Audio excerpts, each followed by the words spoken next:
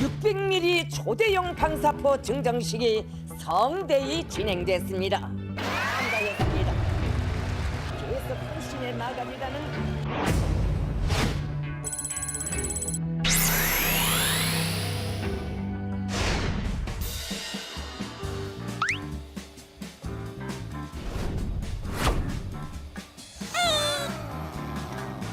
토끼는 그 영민한 영리하고 민첩한 영민한 동물이고 늘 준비하고 특히 굴을 3개 판다고 해서 교토 삼굴이라는 고사정어가 있습니다. 그년 한 해에는 아무쪼록 우리도 영민한 토끼를 닮아서 플랜 2, 플랜 3 뭐 이렇게 해서 좀 대안을 많이 마련하는 그런 해가 되기를 바랍니다. 그리고 냉정히 따지면 대선 기준으로 보면 당시에 이재명, 윤석열 후보가 경쟁한 거 아니에요? 예. 당시 두 분의 최종 득표율하고 지금 지지율하고 보면 이재명 후보가 더 많이 까먹었어요.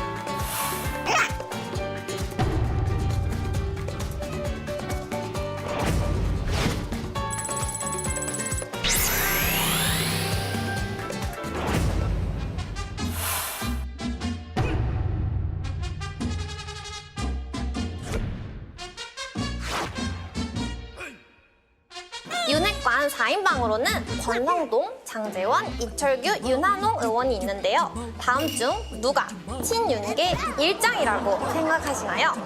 1번 장제원, 2번 이철규, 3번 나. 저는 제가 입장이라고 생각합니다. 오. 왜냐하면 선수가 제가 4선이고 장재원 의원이 3선이고 나머지 재선이거든요.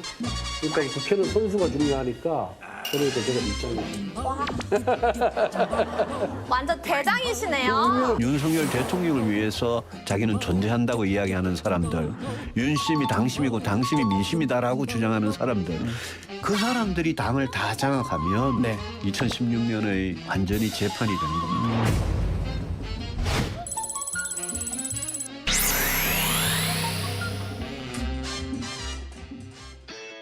국가대표 정치뉴스쇼 5시 정치회의 시작하겠습니다. 2023년의 첫 회의네요. 네. 새해 복 많이 받아요. 새해 복 많이 받으세요. 네, 그렇습니다. 자, 새해를 맞아서 정치권에서도 신년 행사가 잇따르고 있잖아요. 네. 오늘은 윤 대통령과 정치권 또 오부 요인이 함께하는 신년 인사회가 열렸죠. 네, 그렇습니다. 그런데 민주당 지도부는 부산에서 예정된 최고위원회와 문재인 전 대통령 예방 일정으로 불참했습니다. 이 과정에서 민주당은 전화 한 통 없이 이메일만 보낸 형식적인 초대였다고 절차적인 문제를 지적했는데요. 국민의힘은 특별 대우를 원한다 이렇게 반박했습니다. 네, 지난해 한 해도 그랬지만요. 네. 올해도 시작부터 상당히 여야 간에 좀 냉랭한 그런 분위기가 감지가 되네요. 조금 전에 이제 민주당이 부산에서 최고위 회의를 열었다고 네. 했잖아요.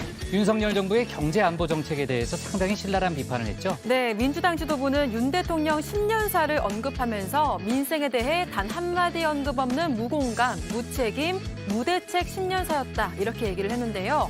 10년사에 담긴 안보론에 대해서도 긴장만 높이면 그 끝은 전쟁이라고 지적했습니다. 백 관장, 이재명 대표가 네. 오늘 양산을 찾아서 문재인 전 대통령을 예방했잖아요. 네. 조금 전에 이제 영상에서도 나왔는데 어떤 대화가 혹시 오갔습니까? 네, 문 전 대통령은 민주주의 후퇴를 우려하는 한편 이 대표를 중심으로 해서 민생 경제 해결에 노력해야 한다 이렇게 당부를 했는데요. 최근 검찰 수사가 본격화되면서 사법 리스크에 휩싸인 이재명 대표에게 힘을 실어준 발언이다 이렇게 해석되고 있습니다. 네, 여당 소식을 좀 짚어보면요. 네. 내년 3월 전당대회를 내년 3월이 아니네요. 벌써 올해 3월 네. 전당대회를 앞두고 지금 당권 레이스가 가열되고 있는데 아까 이제 권성동 의원이 내가 일장이다 뭐 이런 얘기도 저희가 지금 영상으로 봤었잖아요. 오늘 다수의 당권 주자들이 신년 인사에 참석 뒤에 대구를 찾았다는 거죠. 네, 그렇습니다. 당의 핵심 지지 기반인 TK 지역에서 진행되는 신년 교례회, 이 새해 인사 모임에 참석했는데요. 네. 권성동 의원과 안철수 의원, 나경원 전 의원 등 당권 주자들이 대거 참석해서 이렇게 눈길을 끌었습니다. 네, 조금 전에 열린 행사인데 사진이 좀 있었나 보네요. 그렇습니다. 네네. 네, 반면 유승민 전 의원의 모습은 보이지가 않았는데요. 네. 오늘 인터뷰를 통해서 대통령의 사당화와 전당대회 룰 개정을 재차 비판하기도 했습니다. 네. 자, 국회 상황실에서 저희가 조금 더 자세한 얘기를 해보고요. 저 들어가서 나머지 얘기 이어갈게요.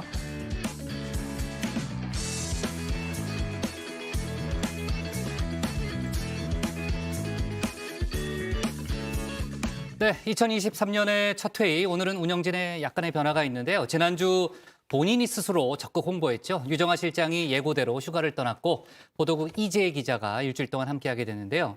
처음이죠, 여기. 네, 정치부엔 처음이죠. 네. 네. 한마디 듣고 가야죠, 그래도 우리가. 네. 정말 간단히 열심히 하면 돼요, 간단히. 네. 네, 네. 네, 정말 열심히 잘하겠습니다. 네, 좋아요. 제 정답을 잘 알고 있네요. 제가 열심히 한다고 그러면 잘해야 된다고 얘기하잖아요, 보통요. 두 가지 표현을 다 썼으니까 오늘은 그냥 넘어가도록 하겠습니다. 자, 오늘 회의는요. 이 실장 박마커, 유채커 조멘토 백반장, 김현숙 소통역사, 그리고 정치부의 예청자 정의원분들과 함께하겠습니다. 속보 실시간 반영하면서 열어놓고 회의를 진행하고요. 회의가 진행되는 동안에는 소통반장 백반장이 정의원분들의 의견을 직접 들을 예정입니다. 오늘 응답하라의 주제는 뭐예요? 네, 희망찬 2023년이 밝았습니다. 그래서 오늘 주제는 조금 특별하게 준비했는데요. 오늘은 2023년 다정의 정의원 여러분의 새해 소원을 들어보려고 합니다. 건강, 취업, 사랑, 여행 등 올해 정의원분들께서 이루고 싶은 새해 소망을 보내주시면 제가 잘 챙겨서 응답하라 다정회에서 전해드리겠습니다. 혹시 운영진들도 얘기하고 싶으신 게 있으시면 생각해 두시고요. 유튜브에 정치부의 실시간을 검색하시면 댓글 보내실 수 있습니다. 많은 참여 부탁드리겠습니다. 네. 이때 그냥 불시에 물어보지 그랬어요. 네, 운영진들 당황하게. 자, 좋습니다. 정의원 여러분들 새해 복 많이 받으시고요. 서둘러 가보도록 하겠습니다. 유한울의 뉴스픽 5부터 오늘의 정치부회의 출발하겠습니다.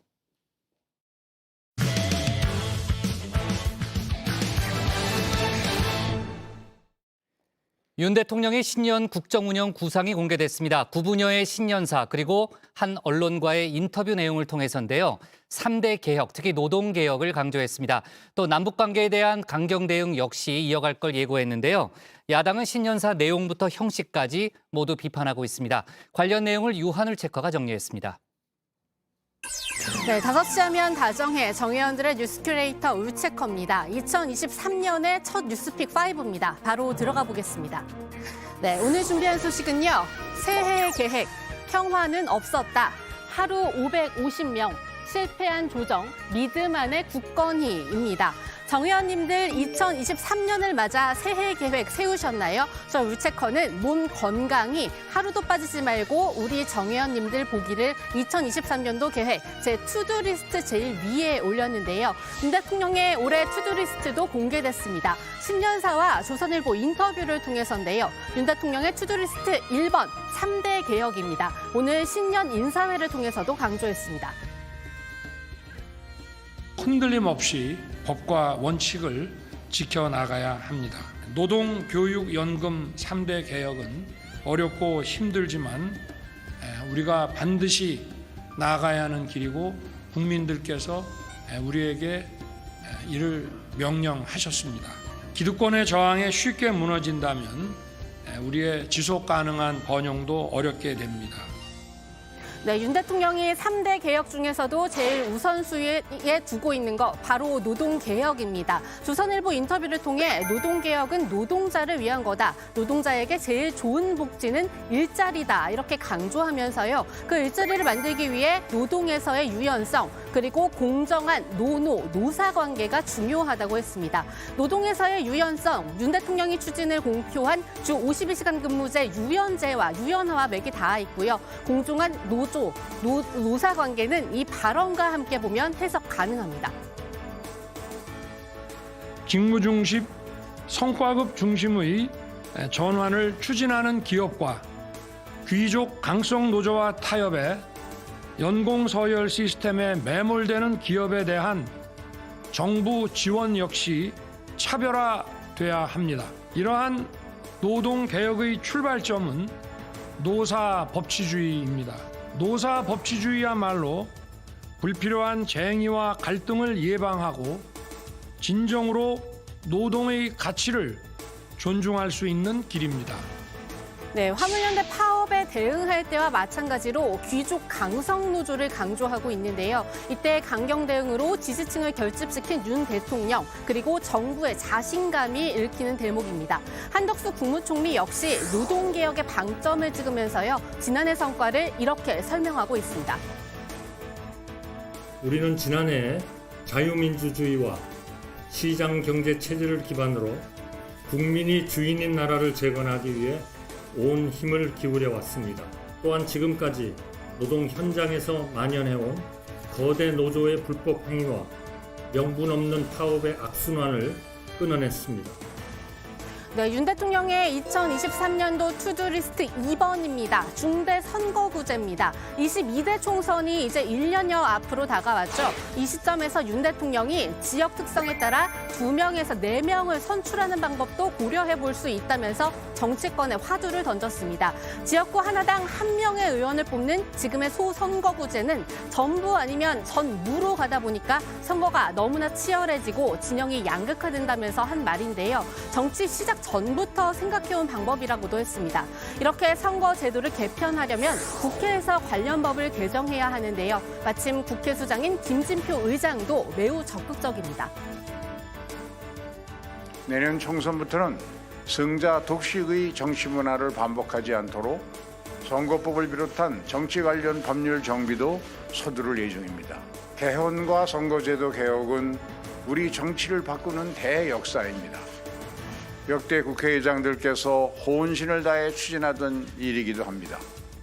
천재일우의 기회가 다가오고 있습니다. 네, 김 의장의 구상가 계획은 조금 있다가 조익신 멘토가 자세히 설명해드릴 예정이고요. 윤 대통령의 투두리스트 3번, 겸손한 내조입니다. 이 3번은 사실 김건희 여사에 대한 지지와 당부인데요. 윤 대통령 조선일보와의 인터뷰에서 취임해보니까 배우자도 할 일이 적지 않더라 이렇게 말했습니다. 어려운 이웃을 배려하는 일을 대통령이 다 못한다. 외교관계에서도 정상 부인들이 하는 일들이 좀 있다는 건데요. 이때를 떠올리면서 말한 건 아닌가 싶기도 합니다. 다음번에 만날 때 더 건강해서 같이 만나야 돼요. 약속 잘 치료 받아야 돼요. 엄마가 계속 울어서 너무 내가 마음이 너무 너무 아팠어. 네, 김 여사는 지난달에도 10번 넘는 공개 활동을 이어갔습니다. 윤 대통령은 이런 김 여사한테 드러나지 않게 겸손하게 잘하라고 했다라고 하네요. 그리고 투두리스트에서 빠질 수 없는 것 바로 체력 관리입니다. 윤 대통령 한남동 관저 마당을 강아지들과 함께 걷는다고 했습니다. 네, 여기까지가 저 울체커가 정리한 윤 대통령의 새해 계획입니다. 그런데 대통령의 투두리스트라면 보여야 할 법한 하나가 보이지 않습니다. 바로 소통인데요. 첫 번째로 야당과의 소통, 즉 협치입니다. 윤 대통령의 신년사에는 이 부분이 아예 없었습니다. 언론 인터뷰에선 관련 질문을 받고 민주당이 국회 시정연설을 보이콧한 거에 대한 뒤끝, 또 예산 협상에 대한 뒤끝을 보였습니다. 바로 이때처럼 말이죠. 우리 헌정사의 하나의 관행으로 굳어져 온 것이 어제부로 무너졌기 때문에 아마 앞으로는 정치 상황에 따라서 이런 대통령 시정연설에 국회의원들이 불참하는 이런 일들이 종종 생기지 않겠나 싶고, 그것은 결국 대통령뿐만이 아니라 국회의 국민의 신뢰가 약해지는 것이 아니냐, 국회를 위해서도 과연 그것이 바람직한 것인지에 대해서. 네, 그러면서 일단 여당이 야당과 자주 대화하도록 하고 국회의장단과의 소통을 통해 국회 문제를 풀어나가려고 한다고만 했습니다. 야당과 직접 대화를 하겠다는 말은 끝내 나오지 않은 건데요. 마침 윤 대통령이 오늘 청와대 영빈관에서 각계 인사들을 초청해 연 신년 인사회에 민주당 이재명 대표는 참석하지 않았습니다. 대표님과 지도부께서는 대표님이 특히 영수회담도 재차 요청을 하셨는데 거기 참석하지 않고 오늘 문재인 대통령 예방을 결정하신지 이유가 궁금합니다. 처음 듣는 얘기인데? 5년 인사회에 여러 사람들하고 인사회 하는데 저를 오라고 했다고요? 네, 그런데 지금 보신 것처럼 이재명 대표의 반응이 좀 이상하죠. 이 대표 비서실장인 천준호 의원의 설명에 따르면 지난달 22일 행안부로부터 초청 이메일이 접수됐다고 합니다. 그래서 행안부에 예정된 일정이 있어서 참석 불가하다고 회신했다, 이렇게 설명했는데요. 이메일로 통보가 되었고 저에게 따로 행사와 관련해서 참석 요청이 있는 상황도 좀 아니었고 선약도 되어 있는 상황이어서 저희가 참석을 못하게 된 그런 상황입니다. 다만 좀 안타까운 것은 야당 지도부를 초청하면서 전화 한 통 없이 이메일을 띡 보내고 덜렁 보내는 그런 초대 방식은 좀 이해할 수 없다는 점을. 네, 양측 다 관계 개선의 의지는 없어 보이죠. 그리고 또 의지가 없어 보이는 것 중 하나, 바로 언론과의 소통입니다. 윤 대통령의 비속어 논란부터 시작돼 결국 도어 스태핑 중단으로 단절된 소통입니다. 윤 대통령 여기에 대해서도 대국민 소통을 위한 기자들과의 협조 체제가 잘 안 돼서 많이 아쉽다고 했습니다. 그러면서 어떤 방식으로든 소통을 강화하려고 다양한 방안을 연구 중이라고 했는데요. 그렇지만 신년 기자회견은 결국 없었습니다. 참모진들이 전부였던 신년사 낭독, 그리고 한 언론사와만 진행한 인터뷰만 있었을 뿐입니다. 윤석열 대통령은 새해 첫날부터 역대 모든 대통령이 집권 초기 진행했던 신년 기자회견도 거부한 채 오만과 독선, 불통과 아집의 국정 운영 기조를 고수하겠다는 대국민 선전포고를 한 셈입니다. 언론이 앞에서 자주서겠다, 질문받는 대통령이 되겠다며 소통을 명분으로 대통령실을 용산으로 옮겼지만 이는 거짓으로 드러난 셈입니다. 이번에 앞으로 제가 이러이러한 식으로 국정을 운영하겠습니다라고 국민들에게 밝힌 건데 기자들이 그 자리에 참석하지 않았기 때문에 그것이 불통이다라고 얘기하는 그것은 좀 적절치 않다, 좀 과잉이 아닌가라고 생각을 하고요. 네, 두 번째 픽은 평화는 없었답니다. 윤 대통령의 신년 투두리스트, 이 시점에서 가장 주목을 받을 만한 부분을 여기로 빼놨습니다. 바로 경색된 남북관계 어떻게 할지인데요. 윤 대통령의 신년사에는 사실 이 부분이 없습니다. 야권은 이 지점을 비판하는데요. 이번 신년사에서 우리에게 생존의 필수 조건인 평화에 대한 언급을 대통령이 내놓지 않았다는 것은 참으로 유감스럽습니다. 이런 추세라면은 윤 정권 하에서는 한반도 평화가 깨뜨려져도 상관없다, 이런 식인 것 같은데 이건 대단히 위험한 사고 방식입니다.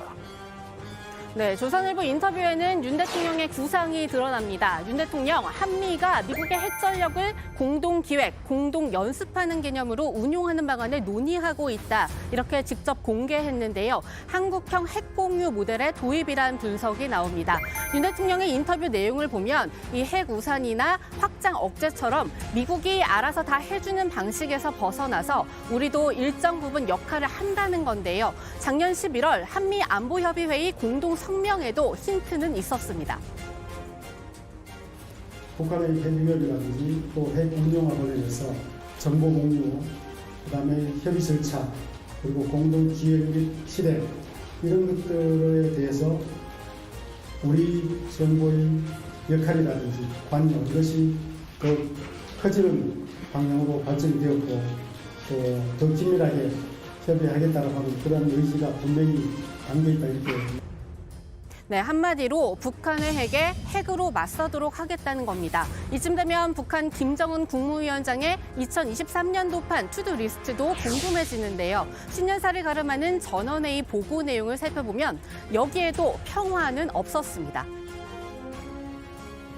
우리 국가를 주적으로 규제하고 전쟁 준비에 대해서까지 공공연히 죄치는 남조선 괴뢰들이 의심할 바 없는 우리의 명백한 적으로 다가선 현 상황은 전술 핵무기 다량 생산의 중요성과 필요성을 부각시켜주고 나라의 핵탄 보유량을 기하급수적으로 늘릴 것을 요구하고 있다고 하면서 이를 기본 중심 방향으로 하는 2023년도 핵무력 및 국방 발전의 변혁적 전략을 천명했습니다.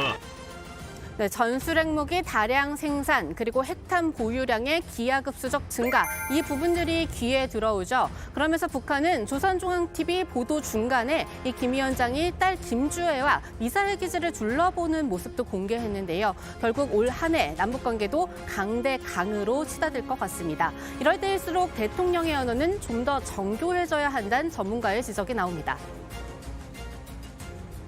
참의장이나 무슨 국방부 장관 정도가 그런 식으로 하겠다고 국회 답변 정도로 하는 것이 좋은데 대통령이 그렇게까지 얘기하면 퇴로가 없습니다. 개발에 성공하는 경우에 미국의 태도는 급변할 겁니다. 그때 우리가 그야말로 닥쳤던 게 지붕 쳐다보는 그런 신세가 안 되려면은 처음부터 여유 있게 넉넉하게 북한에 대해서 개혁은 하되. 네, 세 번째 픽은 하루 550명입니다. 중국에서 들어오는 입국자 전원에 대한 코로나 검사 의무화가 오늘부터 시작됐습니다. 항공편은 물론 배편으로 들어오는 사람도 예외는 없는데요. 인천공항에선 하루 550명까지 검사하고 대기할 수 있는 인력과 공간을 준비해놨다고 합니다. 단기 체류 외국인에 대한 검사를 위해 인천공항 1, 2터미널에 3개의 검사센터 운영 준비를 완료하고 질병청 및 군경소방 등 관계기관의 협조를 통해 약 500명의 검역 지원 인력을 배치하겠습니다. 또한 공항 내 500명 이상 수용이 가능한 별도의 피검사자 대기 공간 2곳을 마련하여 운영할 예정입니다. 네, 오는 5일부터는 중국 현지에서 비행기를 타기 전 코로나 검사도 반드시 받아야 합니다. 왜 사흘 늦게 시작하는가 궁금해하는 정의원님들 계시죠? 방역당국은 현지 안내 및 항공사 준비, 또 정보 인지 시간을 고려한 거라고 설명했습니다. 네, 다음 픽은 실패한 조정입니다.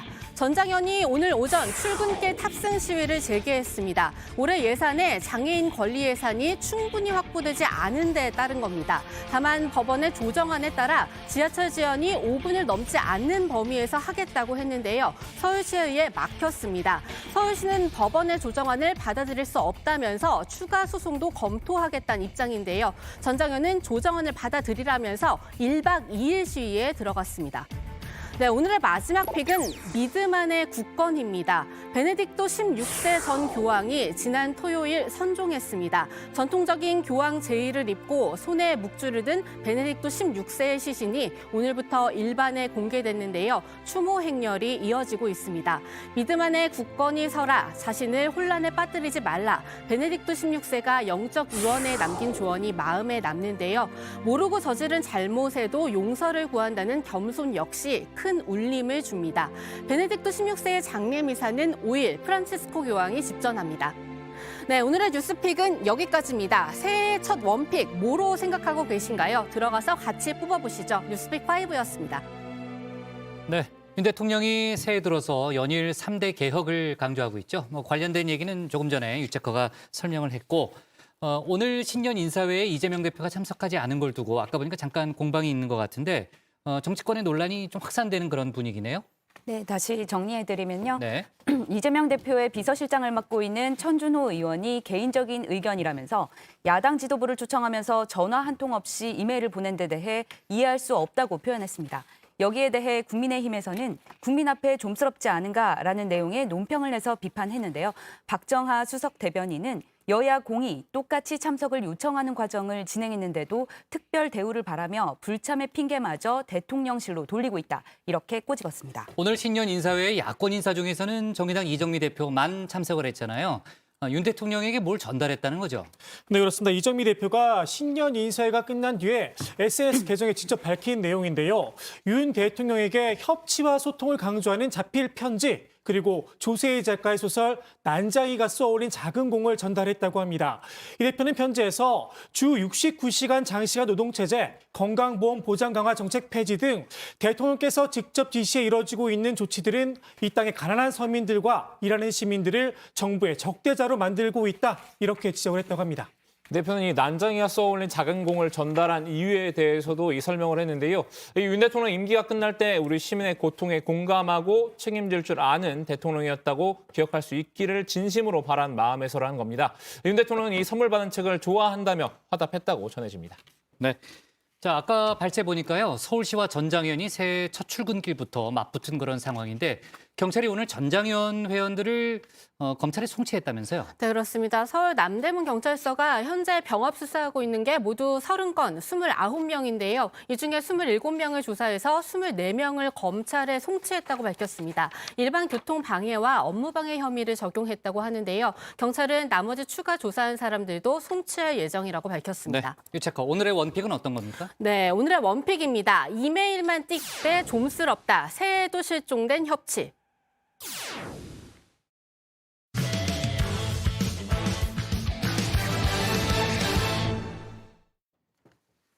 민주당 이재명 대표가 조금 전 문재인 전 대통령을 만났습니다. 새해 인사 차원에서 만났지만 당내에서는 검찰 수사로 위기를 맞은 이 대표가 친문 인사들을 화합하기 위한 차원이 아니냐는 해석도 나오고 있죠. 관련 내용을 주우민에서 짚어보겠습니다. 어머니 아버지 새해 복 새해 복 할머니 할아버지 새해 복 새해 복 친구들아 너네들도 네, 2023년 개묘년 새해가 밝았습니다. 우리 정회원분들도 새해 복 많이 받으시라는 덕담 여기저기서 많이 들으셨을 텐데요. 저희 운영진들은 이미 너무나 많은 복을 받고 있기 때문에 제발 좀 더 나눠드리고 싶은데요. 이렇게 복이 넘쳐나는 새해이건만 여의도에는 다소 착잡한 마음으로 새해를 맞이한 이도 있습니다. 민주당 이재명 대표인데요. 새해에는 이 대표를 직접 겨냥한 검찰의 수사 강도가 한층 세질 것이란 전망이 나오고 있죠. 이 대표를 둘러싼 수사는 크게 이렇게 세 가지인데요. 자, 대장동 개발 비리 의혹과 성남FC 후원금 의혹, 그리고 쌍방울그룹 뇌물 의혹입니다. 이 세 가지 수사가 동시다발적으로 속도를 올리면서 이 대표를 전방위에서 압박을 하고 있는데요. 말 그대로 새해 복만으로는 어려운 상황입니다. 새해 복만으로는 안 돼. 네가 잘해야지. 노력을 해야지. 새해 복만으로는 안 돼. 네가 잘해야지. 열심히 해야지. 가장 먼저 이 대표에게 포문을 연 곳은 이 성남FC 후원금 의혹을 수사 중인 수원지검입니다. 이 대표의 출석을 요구했는데요. 1월 중순쯤에는 소환 일정을 조율을 하고 실제 조사까지 받게 될 전망입니다. 여기에 이 대장동 의혹을 수사 중인 서울중앙지검의 최종 목표도 결국은 이 대표입니다. 검찰은 지난해 이 대표의 최측근인 이 정진상 전 민주당 대표실 정무조정실장과 김용 전 민주연구원 부원장을 뇌물 등 혐의로 연달아 구속 기소했는데요. 이들이 이 대장동 일당에게 받았다고 지목된 돈이 이 대표에게 흘러가는지 집중적으로 들여다보고 있습니다. 쌍방울의 이 대표 변호사비 대납 의혹도 여전히 불씨가 살아있는데요. 검찰은 이 쌍방울의 전환사채 거래 과정에서 자금 세탁이 이루어진 정황을 확인하고 있죠. 특히 이 수사가 진척이 되면서 대장동과 이 쌍방울 간 연결고리가 포착되기도 했습니다. 어제 검찰은 헬멧남으로 알려진 쌍방울 전 부회장 최우양 씨를 체포했죠. 김만배 씨가 최우양 씨를 통해 대장동 수익을 숨긴 것 아니냐라고 보고 있습니다. JTBC 취재 결과 최 씨가 천화동인 1호로부터 수십억 원이 넘는 돈을 빌리고 다시 하루 만에 갚기를 반복했습니다. 세 가지 수사에 맞서 이 대표 역시 세 가지 방어 전략을 세워둔 듯합니다. 첫 번째 방패막은 야당 탄압입니다. 일부 검찰의 행태가 매우 불공정하고 편향되고 조작까지 서슴지 않는 이 범죄적 행위까지 행하고 있습니다. 매우 심각한 상황이고 이 대표 이 정치 검찰의 야당 탄압 프레임을 내세우고 있습니다. 이 권력의 신여가 된 검찰이 윤석열 정부를 위해 야당의 적대적인 수사를 벌이고 있다는 시각인데요. 이 대표와 민주당이 이 정치 검찰의 억울한 희생양이 됐다는 점을 부각하기 위한 목적입니다. 이 대표는 어제 신년사에서부터 이 정부와 검찰을 겨냥했죠. 안타깝게도 이제 타협과 또는 조정을 통한 희망을 만드는 일들이 많이 사라지고 폭력적인 일방적 지배가 난무하는 시대이긴 하지만 그래도 우리 더불어민주당이 새로운 희망의 길을 국민과 함께 만들어 나가야 한다고 생각합니다. 이재명 사법 리스크는 이 개인의 문제일 뿐 당의 문제가 아니라는 시각에 대해서도 의문을 드러냈는데요. 개인에 대한 공격인지 당에 대한 공격인지에 대한 판단들이 서로 다를 수가 있다 이런 말씀 좀 드립니다. 이 대표뿐 아니라 이 노웅래 의원 등 야당 인사들에 대한 검찰의 전방위적인 수사가 이루어지고 있죠. 이런 상황에선 이 자신의 수사 문제 역시 야당 탄압으로 보고 이 당 차원에서 대응해야 한다는 뜻을 드러낸 셈인데요. 야당 탄압 프레임에서 확장된 방패막이 바로 이 선택적 수사입니다. 검찰이 윤 대통령의 정적인 자신에게만 가혹한 잣대를 들이대고 있다는 반발인데요. 이 대표는 이 검찰이 대통령 주변인에 대한 수사는 제대로 하지 않는다고 비판하고 있습니다. 야당과 전 정부를 향해서는 없는 사실도 조작해 가면서 보복 칼날을 고추 세웁니다. 그런데 대통령 가족이나 그들 자신에 대해서는 있는 범죄 혐의도 덮는데 급급하고 있습니다. 대표님 1월 첫째 주에 출석하시는 거 맞으신 건가요? 우리 대통령 가족들에 대한 수사는 언제 하는지도 좀 관심 가져주시기 바랍니다. 반면 비명계에선 이 대표의 이런 행보에 반감도 차츰 커지고 있는 분위기죠. 이 대표에 대한 이 탈당 요구가 분출될 가능성까지 거론이 됐었는데요. 아직까지는 검찰의 그 정확한 물증과 증거는 들이대지 못하고 있으니 임계점까지는 가지는 못하고 있는 상황. 그러니까 그런 임계점이 만약에 넘어선다라고 한다면 검찰은 아무런 증거도 들이대지 못한다 하더라도 그리고 사법부에서 계속해서 이것이 논쟁이 된다면 그런 요구도 충분히 가능해 보이죠. 그래서일까요? 이 대표가 올해 들어 새로운 방패막을 선보였습니다. 당내 통합입니다. 이 대표 오늘 경남 양산의 평산마을을 찾아서 문재인 전 대통령을 만났는데요. 이재명 당대표를 중심으로 해서 우리 민주당이 민생 경제를 해결하는 데 최선의 노력을 좀 해줬으면 좋겠다. 또 지금 우리 어렵게 이룬 민주주의가 절대 후퇴해서는 안 된다. 요즘 이제 전국 현안에 대한 우려의 말씀도 좀 있으셨습니다. 어제는 이 새해 첫날 행보로 김해 봉하마을을 방문했습니다. 노무현 전 대통령의 묘역을 참배하고 권양숙 여사를 예방했는데요. 특기할 만한 거는 나오실 때 책을 좀 이제 권하셨는데요. 가보, 산을 옮기다 이런 내용인데 주 내용이 이제 통합에 관련된 이런 부분이어서 상당히 우리 정치인들께서 한번 읽어볼 만하다. 대표님께서도 이 책에 대해서는 잘 보시겠다고 이렇게 말씀하셨고요. 여기서 이 친문 적자로 불리는 김경수 전 경남지사와도 만났죠. 이 두 사람은 5분여간 이 새해 덕담을 주고받았다고 하는데요. 이 대표가 이 검찰 출석을 앞두고 친노와 친문까지 끌어안는 당내 통합 행보에 나섰다는 분석입니다. 이 친노, 친문 상당수가 이 비명계로 분류되고 있는 만큼 단일 대우를 강조하면서 내부 결속을 강화하기 위한 의도로 보이는데요. 이에 맞서 여당은 이재명 방탄 프레임을 강화하고 있습니다. 통합 행보는 속이 뻔히 보이는 셀프 구명운동에 지나지 않는다고 깎아내렸는데요. 좀 셀프 구명운동 하시는 게 아닌가라고. 셀프 구명운동이다. 그러니까 검찰에서 구체적으로 소환 통보를 하고 그다음에 대장동 수사가 좀 더 구체화되기 전까지는 상당히 그분들과 거리가 있었잖아요. 예. 그런데 갑작스럽게 이제 껴안으려고 하는 모습을 보이시는 거는 그 친문계의 지지를 받아야 어떻게 보면 방탄국회를 계속 유지할 수 있다는 판단 때문이 아니겠느냐.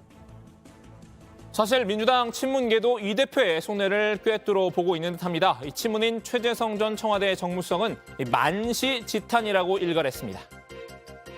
이재명 대표가 사법적으로 공격당하고 막 이렇게 힘든 상황에서 손 내미는 형태라기보다는 당에서도 친명계 말고 다른 의원들을 보직에 등용하고 이런 것들이 주류의 정점에 있는 책임선에 있는 대표나 대통령이 해야 될 스타일이에요.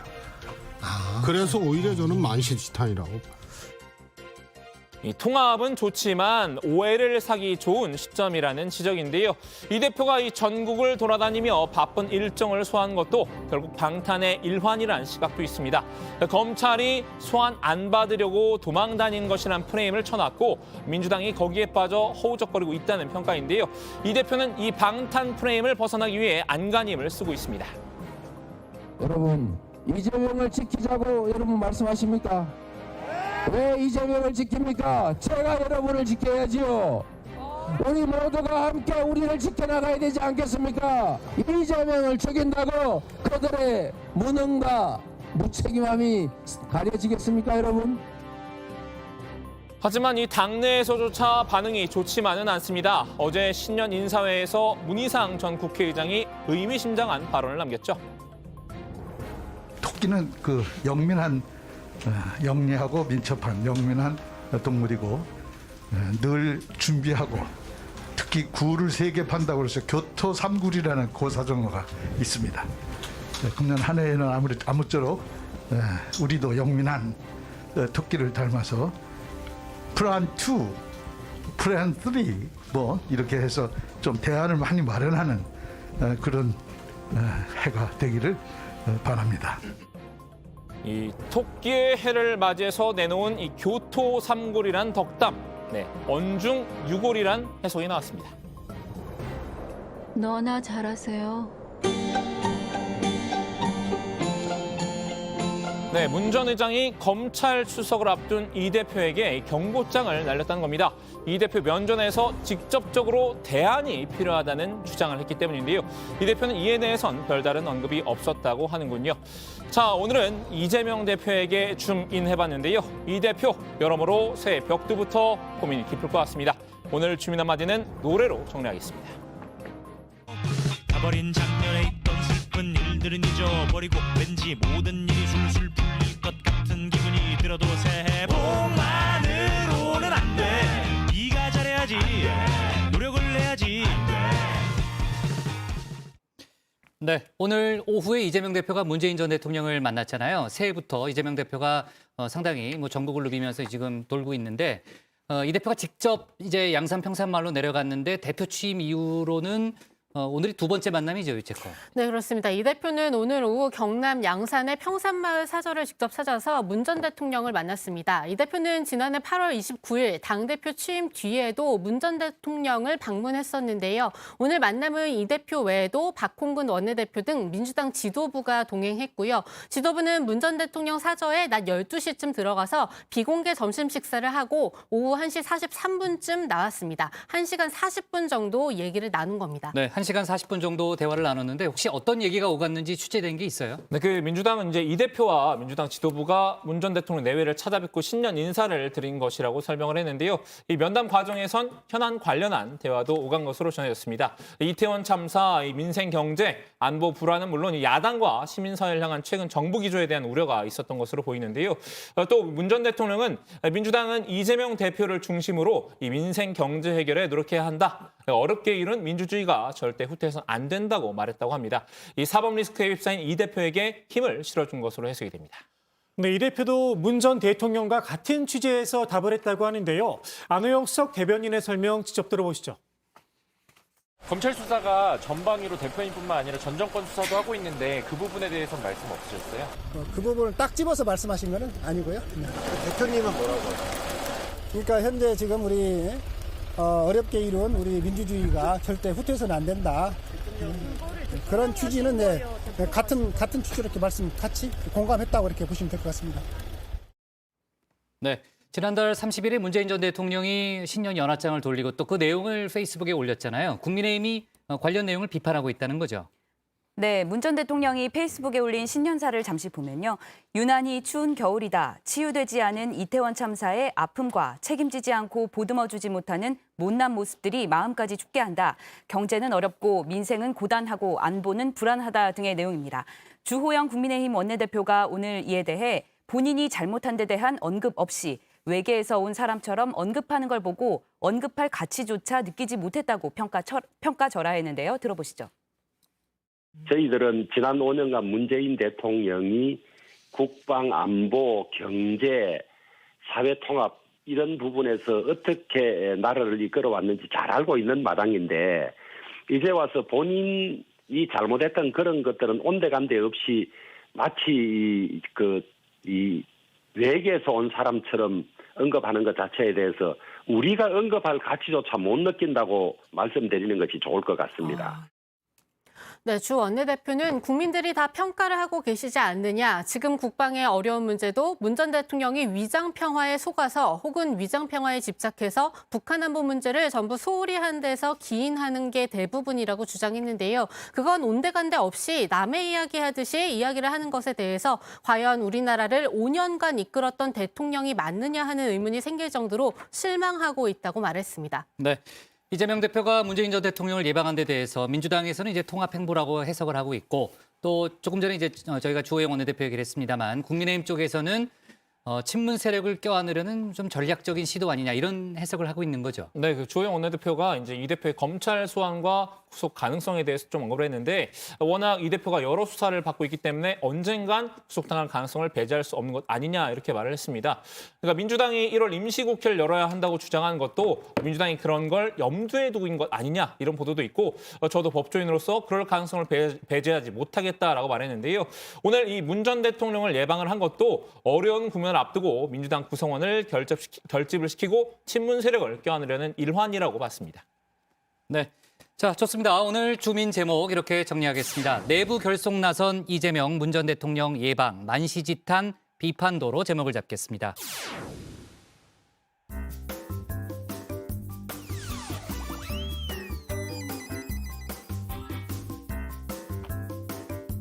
네, 안녕하세요. 정치부의 소통 시간 다정한 백반장입니다.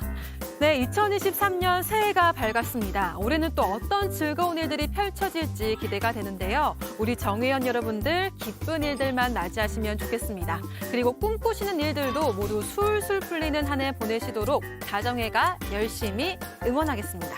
새해 복 많이 받으시고 올해의 첫 응답하라 다정회 시작하겠습니다. 네, 오늘의 소통 주제는 2023년 다정회 여러분들의 새해 소망은인데요. 다정회에서 미리 알아본 새해 소망 보겠습니다. 네, 먼저 ANGK님께서는 3년 동안 전 세계가 아팠습니다. 올 한 해는 모두의 몸과 마음이 빛났으면 좋겠습니다. 전쟁도 그만 새해 복 많이 받으세요라고 하셨고요. POLI님께서는 올해는 제발 큰 인명 피해 없는 한 해가 되기를 기원합니다라고 하셨습니다. 마지막으로 AVMA님께서는 주택담보대출 4천 남았다. 아자, 다 갚자라고 하셨는데요. 네, 이어서 정의원분들께서 방송을 보시면서 올려주신 새해 소망도 함께 나눠볼까요? 먼저 박박수정님, 새해에는 건강하고 돈 많이 벌게 해주세요라고 하셨습니다. 그리고 볼프강님께서는 회사에서 살아남는 게 목표다 이렇게 하셨는데요. 그리고 김용성님께서는 다정회를 향해서 따뜻한 말씀 남겨주셨습니다. 새해에도 정치부 회의를 성원하고 응원하면서 모든 분들이 올바르고 진실된 뉴스들을 건강하고 행복하게 들려주실 것을 기대합니다라고 하셨습니다. 저희 다 함께 새겨듣고 최선을 다하겠습니다. 네, 그리고 운영진들의 새해 소망도 들어봐야겠죠. 박마커 하실 말씀 있나요? 뭔가 오늘 좀 스튜디오 공기가 상쾌해진 것 같지 않습니까? 아니요. 특별히 전 잘 모르겠는데요. 또 유정환 실장 얘기하려는 거죠? 나준 것 같은데 이 류정환 실장 이름이 정화인데 공기는 오히려 없으니까 정화가 된 것 같아요. 너무 좋습니다. 앞으로 쭉 계속 이랬으면 좋겠어요. 아니 그게 새해 소망이에요? 제 새해 소망입니다. 저도 새해 소망이 생겼습니다. 네, 저는 류 실장이 빨리 돌아왔으면 좋겠습니다. 아, 진짜요? 그럼 조멘토의 새해 소망은 뭔가요? 저는 네. 그 소통반장 백반장이 열심히 정의원분들의 의견을 소개를 해주면서 네. 작은 성이라도 좀 보여주면 어떨까? 어떤 성의를? 영화표라든가 뭐 이런 거 좀 유도해주면 어떨까? 안 그래도 제가 지금 준비를 하고 있습니다. 그러니까 제 기대해 소망은 주시고요. 이루어지는 건가요? 열심히 고민해 보겠습니다. 아시겠죠? 네. 그리고 제가 휴가를 떠난 류정아 실장의 새해 소원도 얼른 말씀드리겠습니다. 유 실장이 본인의 소원은 정의원님들 집에 복이 가득한 거다 이렇게 얘기를 했는데요. 저의 소원도 마찬가지입니다.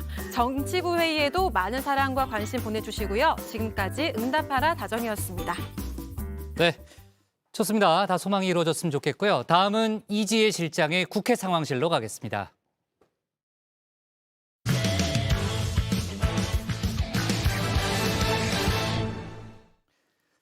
(3월로) 예정된 국민의힘 당권 레이스가 달아오르고 있습니다. 당권 주자들은 어제와 오늘 당내 행사에 참여해서 홍보전을 열심히 펼쳤는데요. 각종 여론조사 결과도 발표되고 있습니다. 다만 윤심 마케팅을 호소하는 다른 주자들과 달리 유승민 전 의원은 연일 윤 대통령에 대한 비판을 이어가고 있는데요. 관련 내용을 국회 상황실에서 짚어보겠습니다. 인권과 노동의 가치가 존중되는 법과 원칙이 바로 선 나라를 당원 여러분과 함께 만들겠습니다. 윤석열 대통령이 새해 첫날인 어제 국민의힘 당사에서 열린 신년 인사회에 보낸 영상에서 이렇게 말했습니다.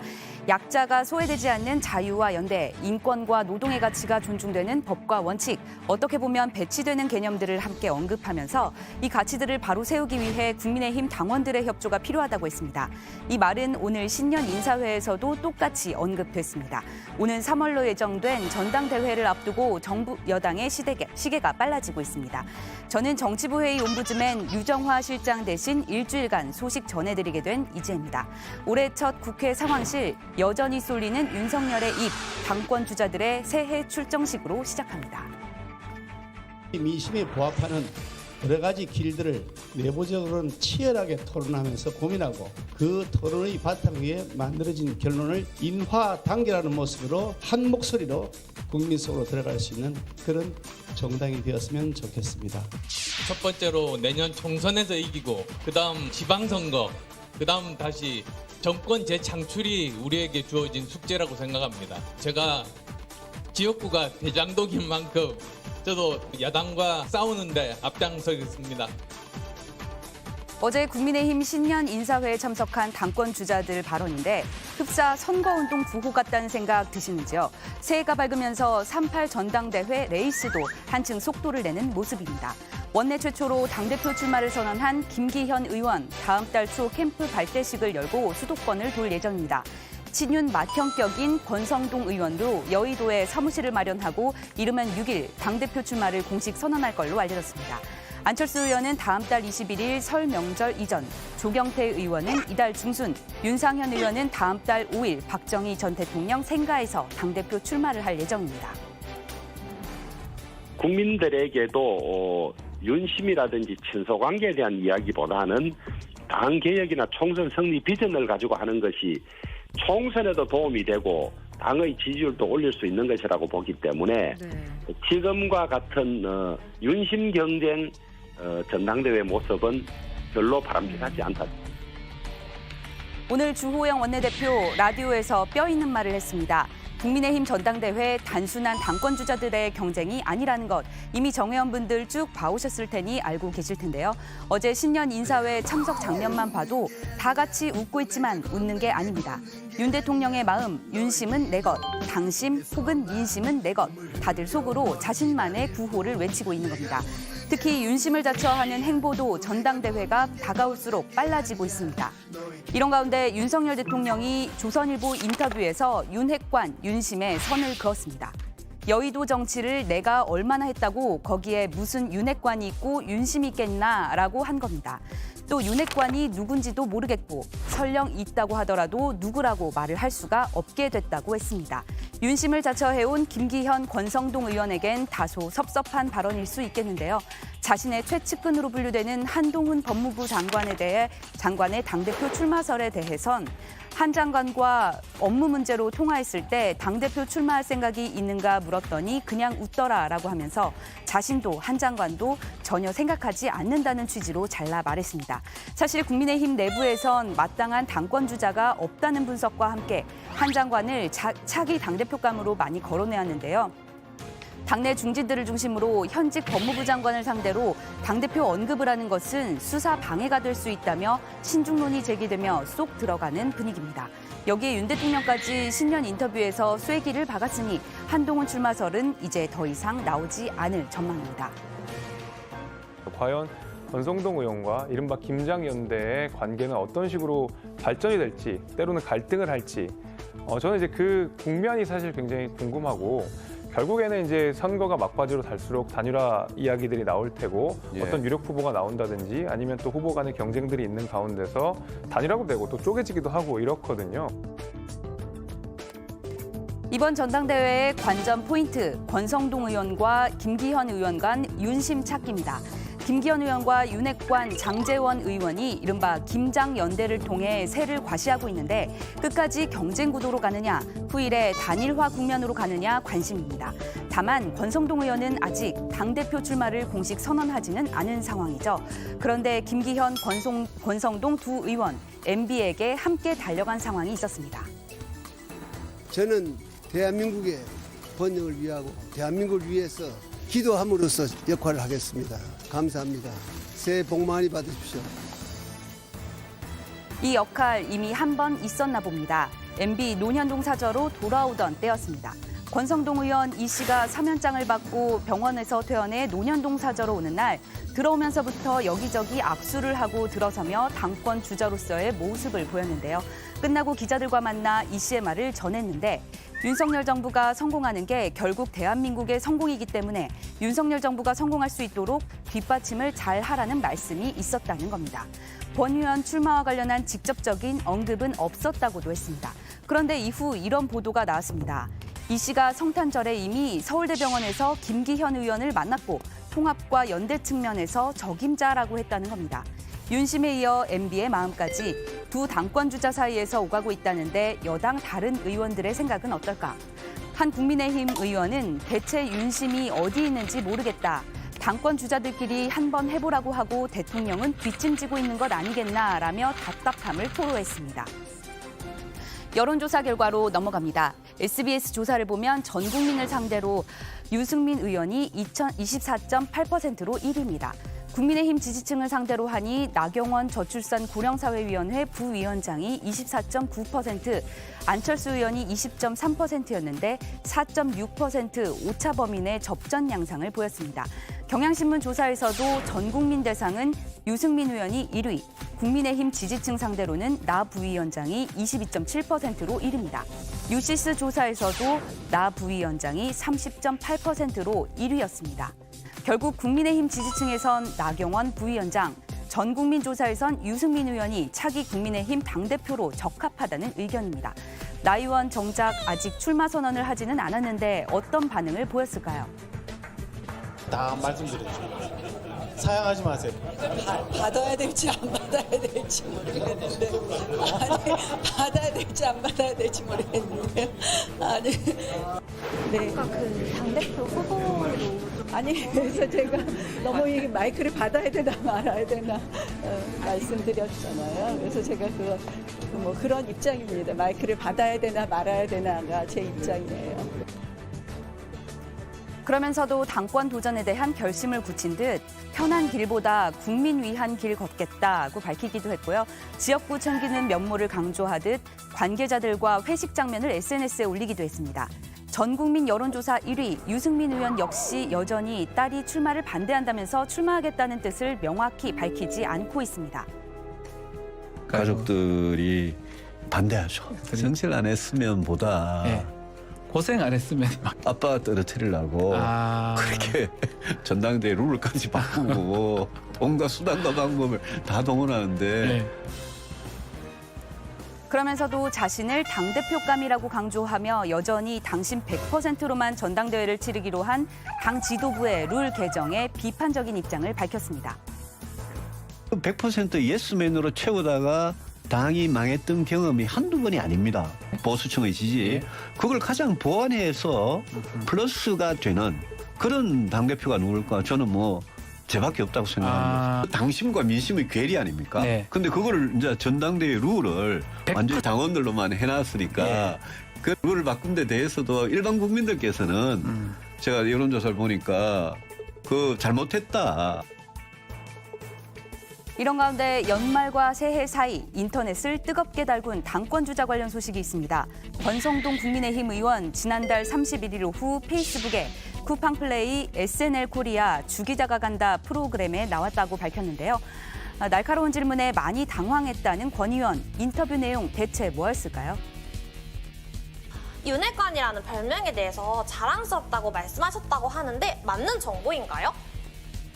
그게 이제 윤핵관이라는 용어를 만든 분은 조금 비아냥거리기 위해서 만들었기 때문에 제가 얘기하는 거는 농담 삼아 얘기한 거고 남들이 우리를 공격할 때는 윤핵관이라는 표현을 쓰는 것 자체는 제가 듣기는 좀 거북하죠.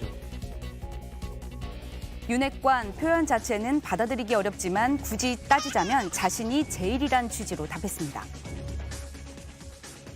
그렇군요. 그렇다면 윤핵관 4인방으로는 권성동, 장제원, 이철규, 윤한홍 의원이 있는데요.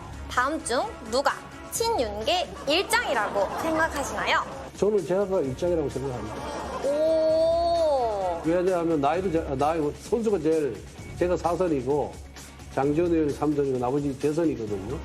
그러니까 국회는 선수가 중요하니까 그러니까 제가 일장이죠.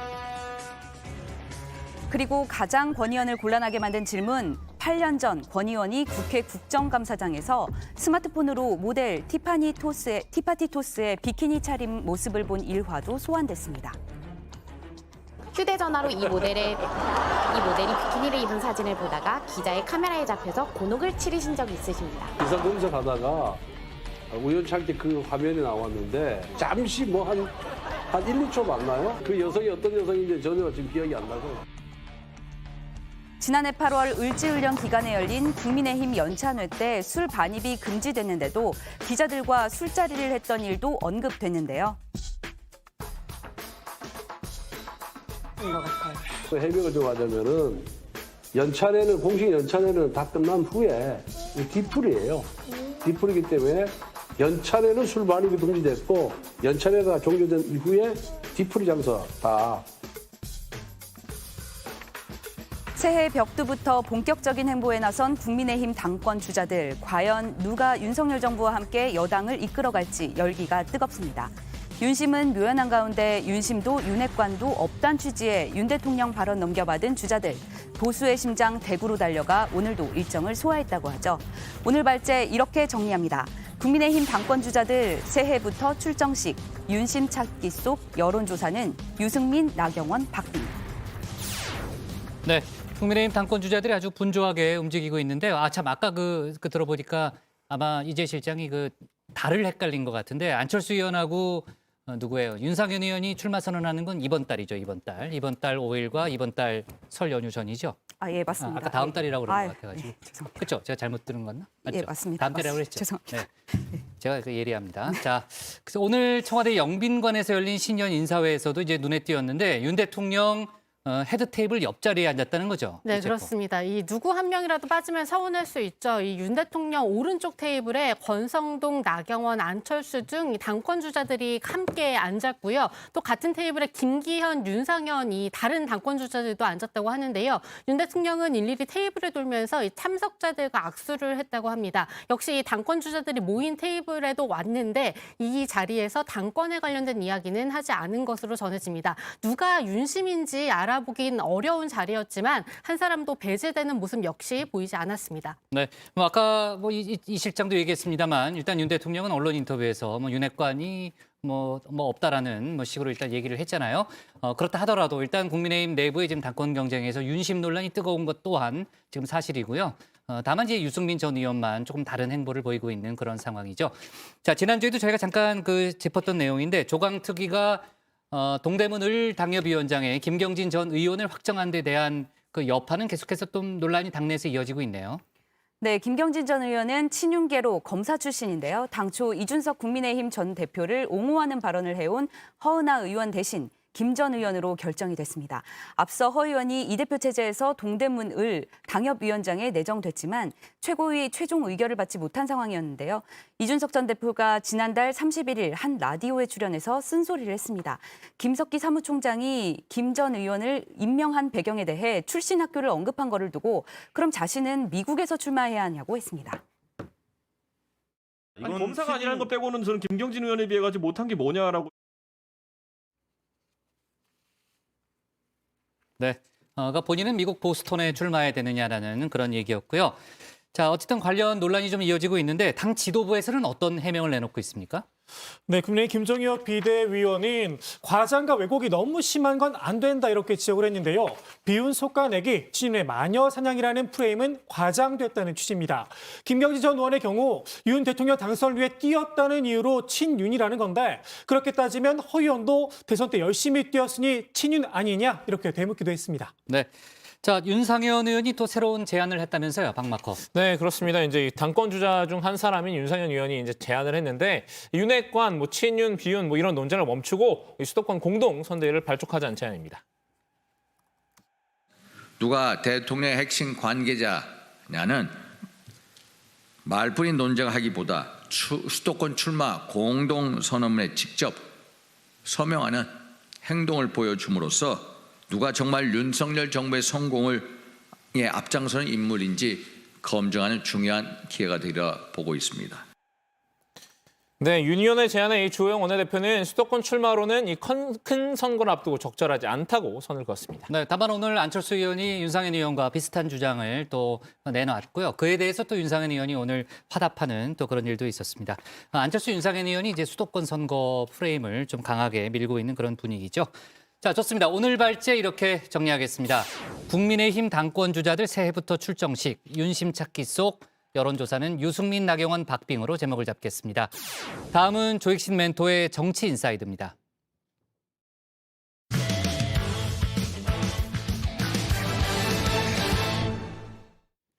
여야가 이태원 국정조사 특위 연장과 1월 임시국회 소집 문제를 놓고 연일 신경전을 벌이고 있습니다. 국민의힘은 국조특위는 연장할 수 있다면서도 1월 임시국회 소집은 절대로 안 된다는 입장이죠. 이른바 이재명 방탄국회 논란에 동조할 수 없다는 건데요. 민주당과 정의당은 민생을 챙겨야 한다며 노는 국회는 안 된다고 압박을 이어가고 있습니다. 관련 내용을 정치 인사이드에서 짚어봅니다.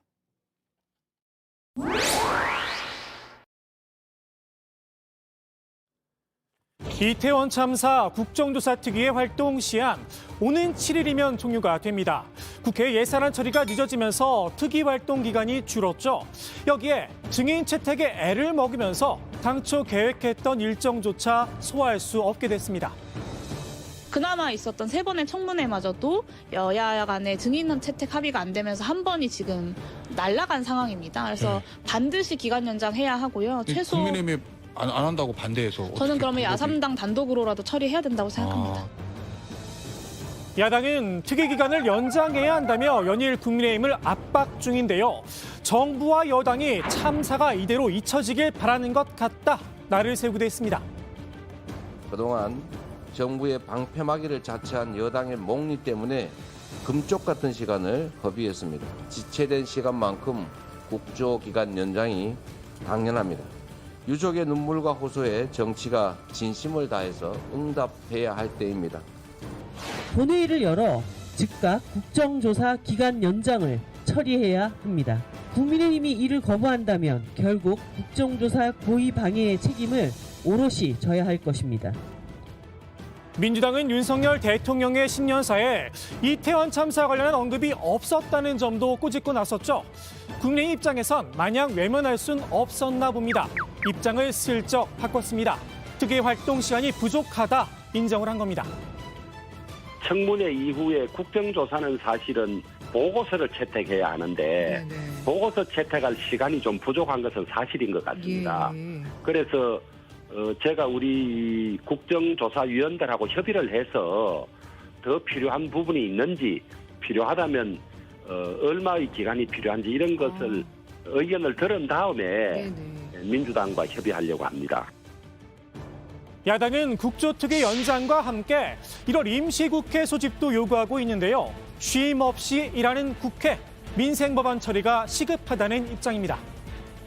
얄팍한 정치적 셈법이 아닌 실제 국민 삶을 지키고 보탬이 될 수 있도록 쉼없이 일하는 국회 모습을 보여드리겠습니다. 당장 연말까지 끝내지 못한 일몰제 법안 등 민생 입법의 처리.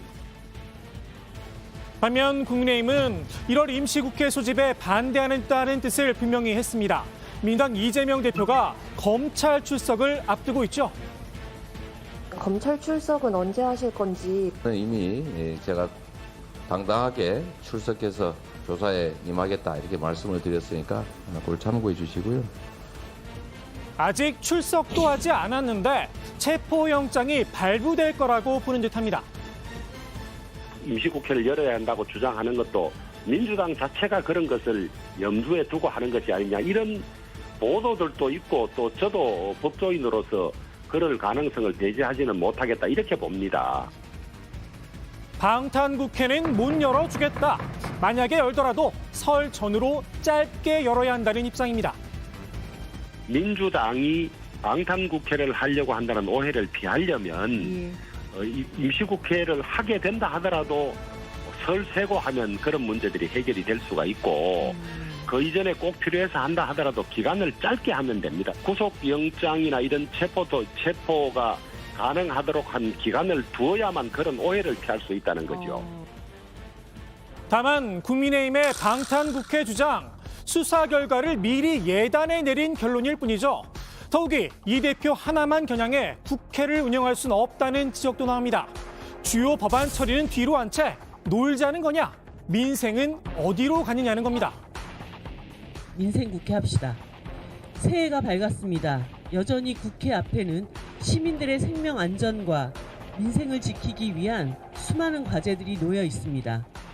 임시의 기간이 끝나가는데도 ILO와 국가인권위원회가 권유한 노란봉투법은 아직 계류 중에 있고 도로 위 일터 안전을 지킬 안전운임제 문제도 해결되지 않았습니다.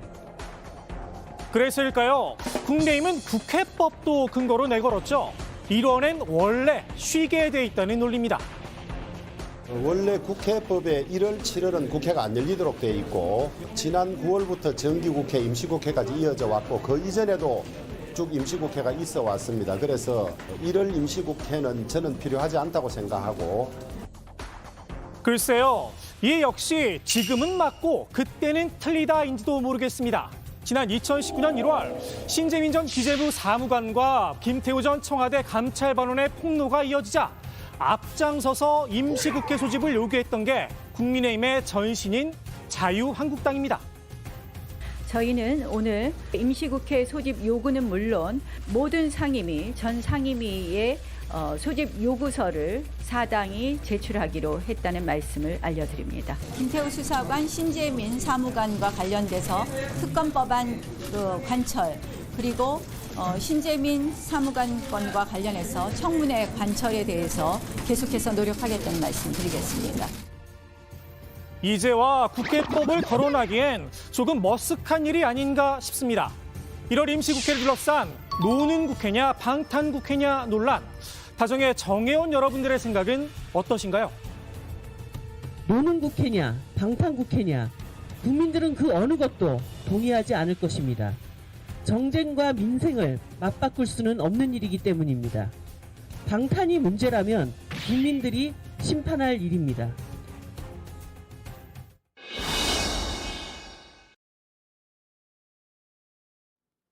중대선거구제를 통해서 대표성이 좀 더 강화되는 방안을 검토해볼 필요가 있다. 윤석열 대통령이 정치권에 중대선거구제 도입을 화두로 던졌습니다. 지역 특성에 따라 2명에서 4명을 선출하는 방법도 고려해볼 수 있다는 겁니다. 기존의 소선구제 하에선 진영이 양극화되고 갈등이 깊어졌다는 점을 그 이유로 꼽았는데요. 중대선거구제 도입, 윤 대통령의 오랜 소신이기도 하죠. 윤석열 후보께서는 지금 현재 이런 양당 체제 그대로 가야 된다고 보는지 아니면 어떤 대안을 가지고 계신지 좀 듣고 싶습니다. 개헌 문제보다 더 중요한 거를 선거제도의 개혁이라고 생각합니다. 국회의원 선출 방법이고 저는 국민들의 대표성이 제대로 보장될 수 있도록 저 개인적으로는 중대선거구제를 저는 오랫동안 제가 정치를 하기 전부터도 선호해 왔습니다. 김진표 국회의장도 선거법 개정 계획을 밝히며 논의에 불을 붙였습니다. 현행 소선거구 제도가 사표가 많이 발생하고 그래서 국민 뜻이 제대로 선거 결과에 반영되지 못하고 승자 독식의 선거 제도로 인한 정치권의 대립과 갈등을 증폭시킨다는 비판을 받아왔습니다. 선거법 개정 목표 시점을 3월 중순으로 잡았는데요. 다음 달 중순까지 정치개혁위가 복수의 선거법 개정안을 제안하면 국회의원 모두가 참여하는 전원위원회에 회부를 하겠다는 겁니다. 이재명 대표도 지난 9월 교섭단체 연설에서 선거제도 개편의 필요성을 밝혔었죠. 국민의 다양한 의사가 정치로 수렴되려면 특정 지역을 특정 정당이 독식하는 국회의원 선출 방식 바꿔야 합니다. 연동형 비례제 확대, 위성정당 방지를 통해서 국민의 다양한 의지와 가치가 국정에 수렴될 수 있도록 선거법을 바꿔야 합니다. 중대선거구제 도입에 대해선 일단 원론적인 입장만 내놨습니다. 장점으로는 소수자들의 진출이 가능하다. 신인 진출이 좀 용이하다. 또 한편으로는 이게 기득권, 소위 유명하고 또 경제력이 큰 사람들만의 장이 될 수도 있다. 사실 신인 진출이 오히려 더 어려워질 수도 있다. 이런 의견들도 있는데 이런 장단점들을 충분히 고려해서 우리 당내 의견을 지금 모아가는 중이다 이렇게 말씀드립니다. 앞서 민주당은 지난 지방선거에서 중대 선거구제 확대를 강하게 주장했었죠. 실제로 기초의회 30곳에서 시범적으로 실시되기도 했는데요. 조금 밋밋한 반응이 아닌가 싶기도 합니다. 반대로 당시 국민의힘에서 중대 선거구제 도입에 강하게 반대했었죠. 차기 당권에 도전하며 윤심을 등에 업었다 자부하고 있는 김기현 의원. 당시 원내대표로서 이런 주장을 펼치기도 했습니다. 제가 국회 원내대표한테 말씀드린 것인데 대통령제 하에서 다당제는 대통령 권력을 제대로 견제하고 균형을 맞추기 어려운 구조로 가게 될 가능성이 높습니다. 성공한 대통령제 미국 한번 보세요. 그 양당제 거기 다당제 돼 있지 않습니까? 다당제가 되면 대통령이 이당 저당 갈라치기를 할 수 있다는 겁니다. 대통령제가 워낙 대통령 권한이 세니 국회의 권한을 좀 강화해서 견제와 균형을 해야 된다. 그래서 양당제가 맞다고 하는 것인데 이게 다당제 만들어놓으면 대통령이 이당 저당 마음대로 뭐 갈라치기 하고 디바이드된 룰 형태로 할 가능성이 높아지는 거죠. 정치권에선 여기서 한 발 더 나간 해석도 나왔습니다. 중대 선거구제 제안은 내각제로 가기 위한 기초 쌓기라는 겁니다. 여소야대를 극복하지 못했을 때 그 다음에 상황은 어떻게 되느냐. 그러니까 중대선거구제라는 게 내각제를 가기 위한 기초 디딤돌을 놓는 거다. 정치공학에 입각한 해석들인데요. 그동안 정치권에선 여야를 떠나 선거법 개정을 위한 논의들이 있어 왔죠. 초당적 정치개혁 모임과 정치개혁 2050이 대표적입니다. 이들이 서로 머리를 맞댄 이유가 이제껏 고민한 그 이유가 단순히 권력의 문제였을까요? 오늘의 정치인사이드 민주당 이탄희 의원의 말로 마무리합니다. 양당 혐오 정치라고 하는 게 국민들이 최대의 피해자이기도 하지만 정치인들도 행복하지 않습니다. 혐오 감정이라고 하는 거는 양날의 칼이거든요. 대상을 계속 바꿔가면서 먹이를 찾아요. 상대에 대해서 혐오를 만들었다고 자기가 생각하는 순간 사실은 그 혐오 감정 자체가 그 대한민국을 지배해버리는 거거든요. 그러면 나중엔 또 내가 대상이 됩니다. 네. 윤석열 대통령이 오늘 중대선거구제 제안을 이제 들고 나왔습니다. 앞서 저희가 그 울체코도 관련된 얘기를 좀 잠깐 했었는데 국민의힘은 의원들의 의견 수렴에 나서겠다는 그런 입장이죠.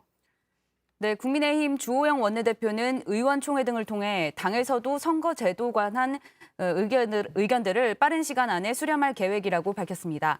현재 가동 중인 정개특위를 통해서도 논의가 있을 거라고 말했습니다. 네, 대통령이 이제 화두를 던지고 국민의힘이 좀 빠르게 움직이는 그런 모양새인데 국민의힘 내에서는 이제 비윤으로 통하잖아요. 유승민 전 의원이 이번 중대선거구제 제안에 대해서는 환영의 뜻을 밝혔다는 거죠. 네, 그렇습니다. 국민의힘 유승민 전 의원이 이제 오랜만에 환영의 뜻을 밝혔는데 이 대통령과 국회의장의 제안을 환영한다 이런 입장을 내놨습니다. 여와 야가 이 기득권을 버리고 선거제도 개혁에 나서주기를 바란다 이렇게 촉구했는데요. 승자 독식의 이 소선구제를 중대선거구제로 바꾸면 우리 정치가 더 다양한 국민의 목소리를 대변할 수 있고 지역과 이념의 대립구도를 넘어서 미래를 위한 합의의 정치가 가능해질 것이라고 내다봤습니다. 네.